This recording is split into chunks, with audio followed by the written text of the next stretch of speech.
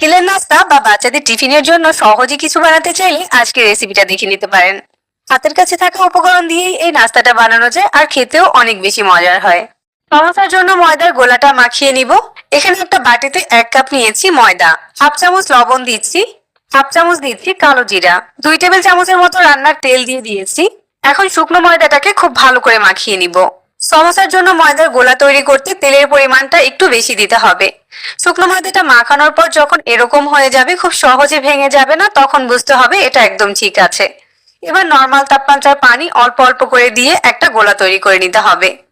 ময়দার গোলাটা খুব বেশি শক্ত আবার খুব বেশি নরম হবে না, ঠিক এরকম হবে।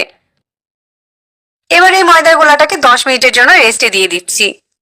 এরপর একটা বাটিতে 2টার মতো আলু সিদ্ধ করে এরকম ছোট টুকরো করে নিয়েছি। একটা পটাটো ম্যাশার দিয়ে আলুগুলোকে ম্যাশ করে নিচ্ছি। কাঁটা চামচ কিংবা হাত দিয়েও আলুগুলোকে ম্যাশ করতে পারেন। তো আলুগুলো ম্যাশ করা হয়ে গিয়েছে। এবার চুলায় একটা কড়াই বসিয়ে 2 টেবিল চামচের মতো রান্নার তেল দিয়ে দিয়েছি। তেলটা গরম হয়ে গেলে একটার মতো পেঁয়াজ কুচি দিয়ে দিচ্ছি আর পেঁয়াজটাকে হালকা করে একটু ভেজে নিচ্ছি। তারপর এখানে হাফ চামচের মতো বিট লবণ দিয়ে দিচ্ছি, হাফ চামচ দিচ্ছি গরম মশলার গুঁড়া, হাফ চামচ দিচ্ছি জিরার গুঁড়া আর হাফ চামচ দিচ্ছি ধনিয়ার গুঁড়া, হাফ চামচ দিচ্ছি গোলমরিচের গুঁড়া। জিরা আর ধনিয়ার কাঁচা ঘ্রাণটা যাওয়ার জন্য তেলের সাথে হালকা করে একটু ভেজে নিতে হবে। তারপর এখানে হাফ চামচ করে দিচ্ছি হলুদ আর মরিচের গুঁড়া, 2টার মতো কাঁচা মরিচ কুচি দিয়ে দিচ্ছি, হাফ চামচ দিচ্ছি ভাজা মরিচের গুঁড়া। একসাথে মশলাগুলোকে কিছুক্ষণ নেড়ে চেড়ে এর সাথে ম্যাশ করে রাখা আলুগুলোকে দিয়ে দিচ্ছি। তারপর মশলার সাথে আলুটাকে খুব ভালো করে মিশিয়ে দিচ্ছি। আলুগুলোকে মশলার সাথে 5 মিনিটের মতো ভেজে নিয়েছি। তারপর এখানে কিছু ধনেপাতা কুচি দিয়ে দিয়েছি।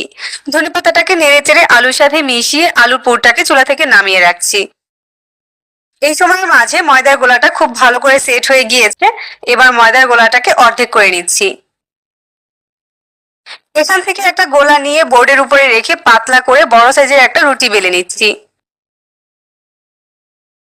রুটিটাকে সমান গোল করার জন্য উপরে একটা প্লেট রেখে চারো সাইডটাকে এভাবে কেটে নিতে হবে। এবার রুটিটাকে এভাবে স্লাইস করে কেটে নিব।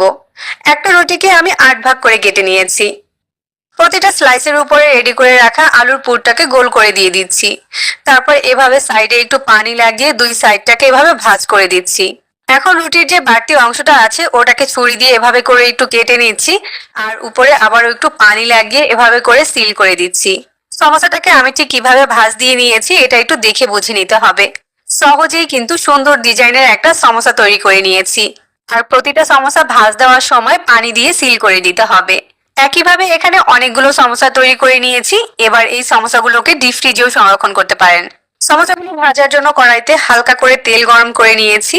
এবার সমোসাগুলোকে দিয়ে দিচ্ছি আর সমোসাগুলোকে একদম মিডিয়াম আঁচে ভেজে নিতে হবে, না হয় দেখা যাবে একটা সাইডে দ্রুত কালার চলে আসবে। মিডিয়াম আঁচে বেশ কিছুক্ষণ উল্টে পাল্টে ভাজার পরে সমোসাগুলোতে খুব সুন্দর একটা কালার চলে এসেছে। এখন সমোসাগুলোকে তেল থেকে উঠিয়ে নিব, কারণ তেল থেকে উঠানোর পরেও সমোসাগুলোর কালার কিছুটা চেঞ্জ